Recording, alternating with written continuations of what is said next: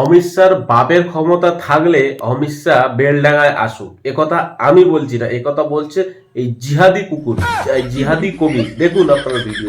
ওর বাপের ক্ষমতা থাকে তো অমিত স্যার আসুক, ওই বাবরি মসজিদের ত্রিসীমানায় আসলে ওইখানে পুঁতবো। আচ্ছা, বলেছেন যে আমরা ক্ষমতায় আসলে বাবরি মসজিদ হতে দিব না। আরে ক্ষমতায় তো এখনই আছে, বাপের ক্ষমতা থাকে তো আসুক না, বাবরি মসজিদ বন্ধ করুক না, কাজ তো চলছে। ওর বাপের ক্ষমতা থাকে তো অমিত স্যার আসুক, ওই বাবরি মসজিদের ত্রিসীমানায় আসলে ওইখানে পুঁতবো, ওইখানেই কবর দিব।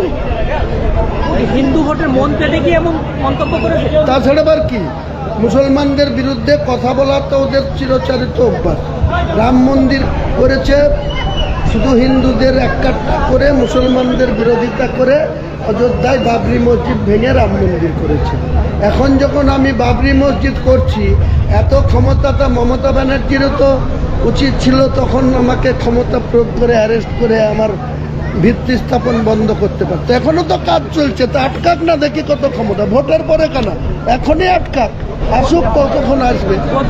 দেখলেন এই জিহাদি কুকুর বাহিনী কি বলছে? এই জিহাদি কবির বলছে যে যদি অমিত শাহর বাপের ক্ষমতা থাকে তাহলে সে বেলডাঙায় আসুক, এই বাবরি মসজিদটা রুখে দিক। কিন্তু সে জানে না অমিত শাহর ক্ষমতা কত। এর গোষ্ঠীর পুরো ষষ্ঠী পুজো পাকিয়ে পিন্ডি চটকে দিতে পারে এই জিহাদি কবিরের, এই জিহাদি কুকুরের দলকে পুরো মানে পোঁদের তাড়া দিয়ে, মানে চকলেট বোম বেঁধে দিয়ে পুরো এপার থেকে ওপার পর্যন্ত ছোটাতে পারে। সেটাই জিহাদি কবি বা জিহাদি ভাই জানে না।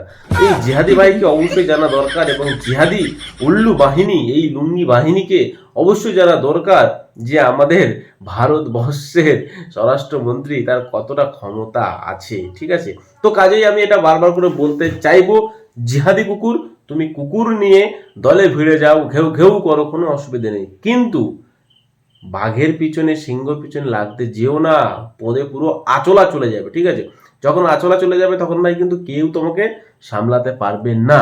সো তোমাকে যেটা বললাম, তুমি জিহাদিগিরি করো, তুমি বেলডাঙাতেই করো, তুমি যা পারো করো, কিন্তু বিশেষ করে বিজেপি নেতাদের পিছনে লাগতে যেও না। এখন বিজেপি ক্ষমতায় আছে, কিন্তু পদের পিছনে এমন ভরে দেবে, তারপরে দেখে নিবে তোমার কোথায় কোথায় রুখে দেয়।